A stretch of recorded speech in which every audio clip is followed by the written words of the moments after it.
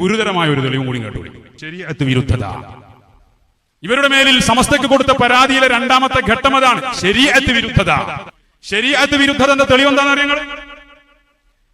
ബഹുമാനപ്പെട്ട ഡോക്ടർ ബഹാഉദ്ദീൻ ഫൈസി അൻ-നദ്വി, അദ്ദേഹത്തിന്റെ മകനും ശിഷ്യനുമായ സുഹൈൽ ഹിദായ ഹുദവി, അദ്ദേഹത്തിന്റെ ഒരു ലേഖനമാണ് സമസ്തയുടെ മുമ്പിൽ തെളിവായിട്ട്. സിനിമ, നാടകം എന്നിവ ഹലാൽ എന്ന് പ്രചരിപ്പിച്ചുകൊണ്ടാണ് ആ ലേഖനം. എന്നിട്ട് ഒരുപാട് ചോദ്യങ്ങൾ ഉന്നയിക്കുന്നുണ്ട്. സമസ്ത കേരള ജമിയത്തുൽ ഉലമ ഇവിടെ നേതാക്കള്, മത നേതാക്കൾ സിനിമ പിടിക്കണം എന്നാണ് മറ്റൊരു ഹുദവി ആഹ്വാനം ചെയ്യുന്നത്. സിനിമയും നാടകവുമായി ബന്ധപ്പെട്ട് ഈ ഉമ്മത്തിന്റെ കാഴ്ചപ്പാട് എന്താണ് നമ്മുടെ നയം?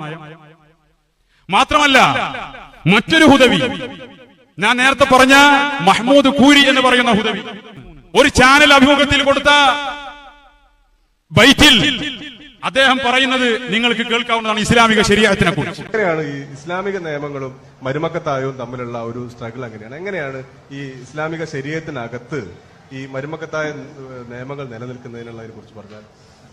അല്ല, ശരീഅത്തിനെ കുറിച്ച് പൊതുവെയുള്ള ഒരുപാട് തെറ്റായ ധാരണകളുണ്ട്. ഒന്ന് അതെന്ന് വെച്ചാൽ ഒരിക്കലും മാറ്റാൻ പറ്റാത്തതാണ്. ഇപ്പൊ ഈ അടുത്തൊക്കെ ഉണ്ടായ ഒരുപാട് ഡിബേറ്റുകളിലൊക്കെ ഇപ്പൊ മുത്തലാഖിന്റെ ഒക്കെ വിഷയം വരുമ്പോഴേ അത് ഒരു ചെറിയ മാറ്റം ഉണ്ടാകുന്നത് തന്നെ ഒരു രാജ്യം മുഴുവൻ കോടിക്കണക്കിന് ആൾക്കാർ ഒന്നായിട്ട് അതിനെ പ്രകോപിപ്പിക്കുന്ന തരത്തിലുള്ള ഒരു മാറ്റമായിട്ടാണ് മുസ്ലിം പണ്ഡിതന്മാരും അതുപോലെ മറ്റുള്ള രാഷ്ട്രീയക്കാരും അതിനെ കാണുന്നത്. പക്ഷേ ശരീഅത്തിന്റെ ഒരു ചരിത്രം നമ്മൾ എടുത്ത് നോക്കുമ്പോൾ പ്രാദേശികമായും കാലാന്തരങ്ങളിലും ഒരുപാട് വൈവിധ്യങ്ങളെ ഉൾക്കൊണ്ടുകൊണ്ടുള്ള ഒരു ഇതാണ് ശരീഅത്തിന്റെ ചരിത്രം എന്ന് പറയുന്നത്. അപ്പൊ വളരെ ഒരുപാട് പഠനങ്ങൾ നടന്നിട്ടുള്ളതാണ്. ഒന്നാമെന്ന് വെച്ചാൽ ഇസ്ലാമിന്റെ ആവിർഭാവം കഴിഞ്ഞ് ചുരുങ്ങിയത് ഒരു 200 വർഷമെങ്കിലും കഴിഞ്ഞിട്ടാണ് ഇസ്ലാമിക നിയമങ്ങൾ രൂപപ്പെടുന്നത്. അപ്പൊ ഒരു 200 വർഷത്തെ ഗ്യാപ്പ് ഉണ്ട്. ഖുർആൻ പറയുന്ന നിയമങ്ങളും ഇസ്ലാമിക നിയമവുമായി ചുരുങ്ങിയ ഒരു 200 വർഷത്തെ. എന്താണ് ഇസ്ലാമിന്റെ ശരീഅത്ത് രൂപപ്പെട്ടത് എങ്ങനെയാണെന്ന് അറിയില്ല. ഒരു ഉസൂലായിട്ട് ഒരു ബന്ധമല്ല, ഡോക്ടറായിട്ട് കാര്യമുണ്ട്. എന്താ പറഞ്ഞത്? ഇസ്ലാമിന്റെ ശരീഅത്തും ഖുർആനും തമ്മിൽ ഒരു കണക്ഷനും ഇല്ല എന്നാണ് പറയുന്നത്. ഇത് ശരീഅത്ത് വിരുദ്ധതയല്ലേ? ഇദ്ദേഹത്തിന് പ്രമോഷൻ കൊടുത്തവർ, ഇദ്ദേഹത്തെ സ്തുതി പാടിക്കൊണ്ട് സോഷ്യൽ മീഡിയയിൽ ലേഖനം കുറിച്ചവർ, അവർ പറയട്ടെ ഇത് ശരീഅത്ത് വിരുദ്ധതയല്ലേ?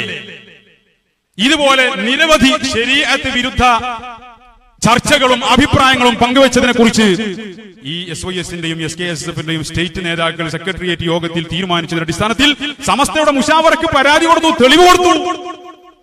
ഇത് സദുദ്ദേശപരമല്ലേ? ആണ്, തിരുത്താൻ വേണ്ടിട്ട് തന്നെയാണത്. കളവ് പറഞ്ഞു എന്നാ പറഞ്ഞത്.